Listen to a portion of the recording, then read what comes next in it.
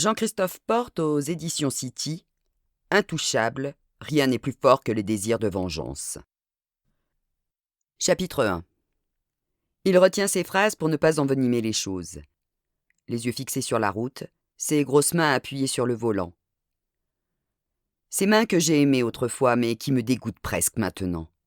Ces grosses mains tristes et bêtes qui n'ont plus de charme, qui se sont perdues dans le quotidien et maintenant dans le passé.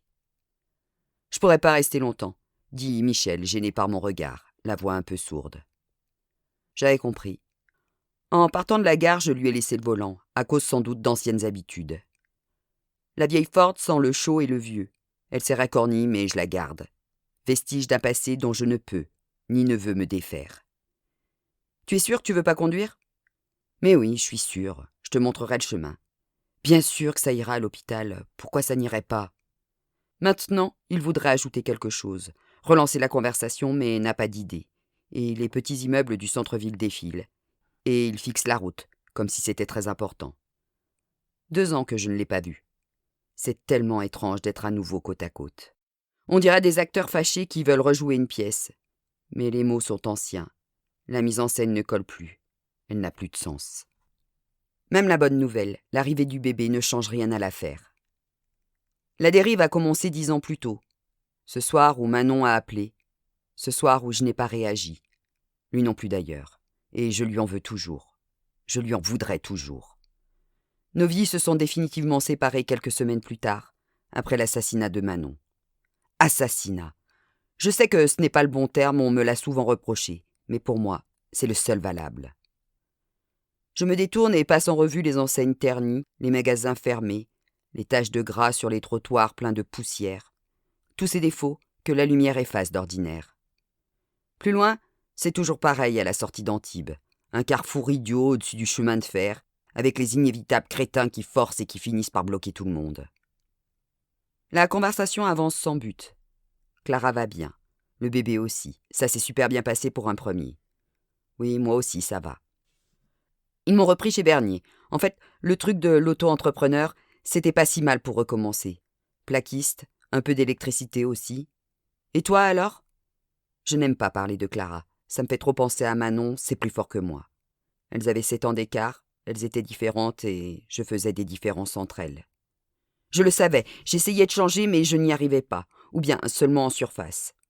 Elles s'en rendaient compte, elles en souffraient et moi aussi. Depuis la mort de Manon, c'est pire. Je pense toujours à ce que j'aurais pu faire, à ce que j'aurais dû faire. Et ça me fait horreur d'être comme ça, englué dans ce passé impossible à digérer. J'aurais été plus horrifiée encore si j'avais su à cet instant ce qui m'attendait à l'hôpital. Oui, j'aurais fait demi-tour à coup sûr. Mais un quart d'heure plus tard, nous nous sommes garés et je suis descendu. Il y avait une place au fond du parking, le long d'une armoire électrique. Michel a grimacé en posant une basket dans une flaque noirâtre. Il a ri nerveusement, et moi aussi. L'hôpital se dresse devant nous. Les blouses blanches, l'odeur, elles me font toujours le même effet. À 100 pas de l'entrée, la peur m'étrangle déjà. Je me sens comme une amputée d'un bras qui risque de perdre l'autre. Je ferme les yeux.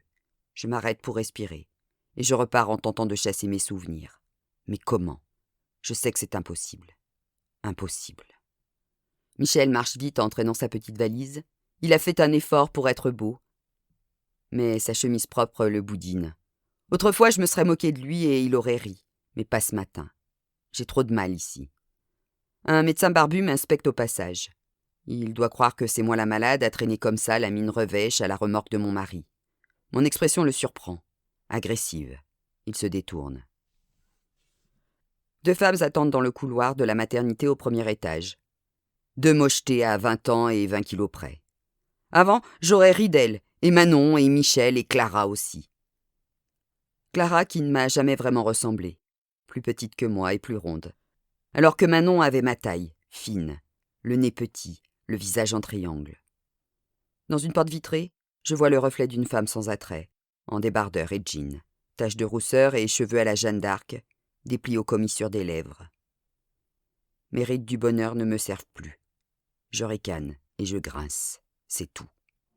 Clara doit nous attendre, remplie de bonheur, mais j'ai du mal à me concentrer sur elle. Je déteste ce silence feutré, ces odeurs de chimie et de plâtre, de fades repas, ces alarmes qui sonnent. On ne sait jamais pourquoi ni pour qui, ces docteurs qui flottent dans les couloirs avec leurs mystères, avec tout ce qu'ils savent et nous cachent. Tout ce qu'ils nous cachent. Manon devait l'aimer, cette ambiance. Et pourtant, c'est ce qui l'a détruite. Je suis la seule à le croire. C'est insupportable. Je ferme les yeux, je respire. Des cris de joie. Même jeune accouchée, très fatiguée donc, Clara essaye toujours de plaire, d'être parfaite. Elle se redresse à demi, heureuse de me voir avec son père, comme si ça changeait quelque chose, comme si on pouvait revenir en arrière, comme ça, en un battement de cils. Elle et ses ongles vernis, ses yeux azur, ses joues rondes d'enfant, alors qu'elle a combien 31 ou 32 ans, lissée propre, coiffée comme un bébé qui sort du bain. Un petit brillant trempe dans le creux à la base de son cou. Le petit dort à côté, les traits chiffonnés, yeux et poings fermés. Et je sens ma poitrine se fendre lorsque Michel le prend. Et mon esprit part des siècles en arrière, quand Manon est née, puis Clara, et que nous avons commencé notre vie, que nous avons espéré, que nous avons eu notre maison et nos grands projets, comme tout le monde, et que nous avons vécu en croyant que rien de mal ne pourrait nous arriver. « Ça va, maman ?»« Mais oui, ça va, ma chérie. Bien sûr que ça va, ma Clara. » Incapable de dire autre chose. Je serre ses doigts et des larmes brillent dans ses yeux clairs, puis dans les miens, brouillés d'un coup et pleins de mélancolie. Il flotte dans la chambre l'odeur miraculeuse de lait de corps, de lait maternel, de draps frais et de café. Des fleurs nouvelles se sont accumulées dans un coin, sur la table bleu ciel. Greg n'a pas pu venir, il sera là tout à l'heure. Papa dormira chez nous. Oui, bien sûr qu'il dormira chez toi. Elle dit « papa ». Je sais ce qu'elle pense et veut. Elle aimerait revenir à avant. Le bébé nous ressouderait, tout serait réparé. J'observe Michel, ses grosses mains qui soulèvent le poids-plume de l'enfant, le serrent doucement contre son buste. Il retrouve des gestes très anciens, une religion ancienne. Le bébé a un jour et je suis grand-mère. Tout ça me paraît irréel. Et les traînes de nos doigts se prolongent comme si c'était la première fois qu'on se touchait la main, moi et Clara. Plus tard, Michel me parle dans le couloir, mais je ne l'entends pas vraiment.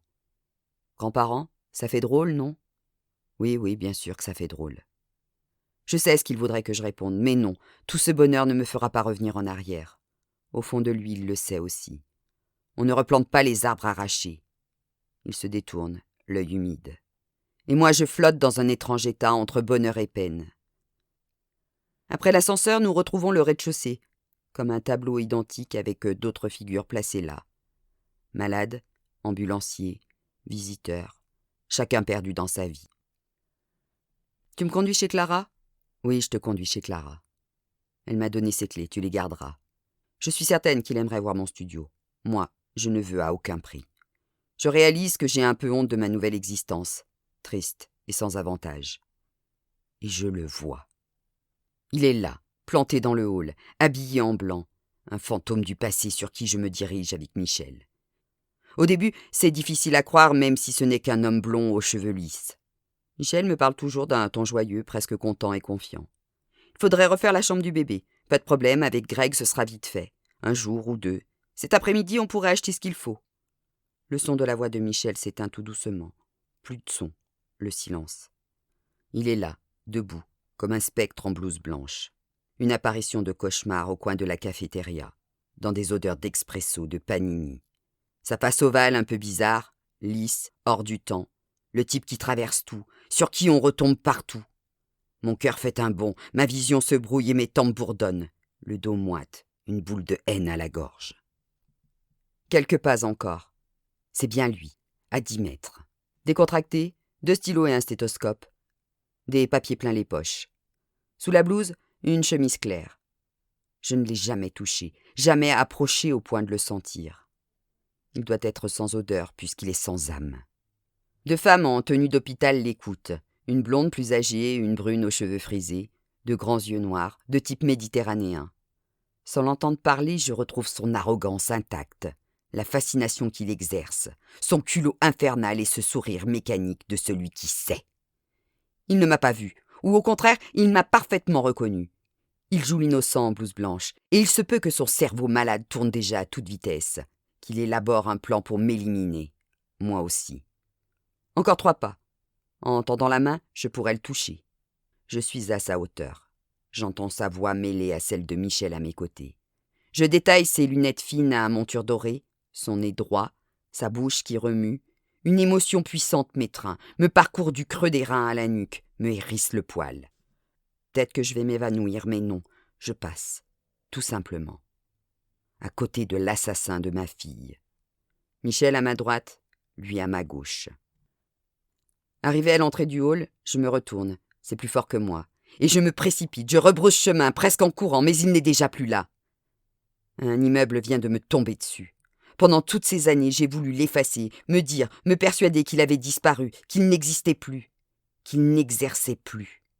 Mais pourquoi aurait-il arrêté de le faire ? Depuis 10 ans, l'assassin de ma fille travaille à l'hôpital. Depuis 10 ans, il tue d'autres patients. C'est aussi simple et net et réel que le bébé de Clara.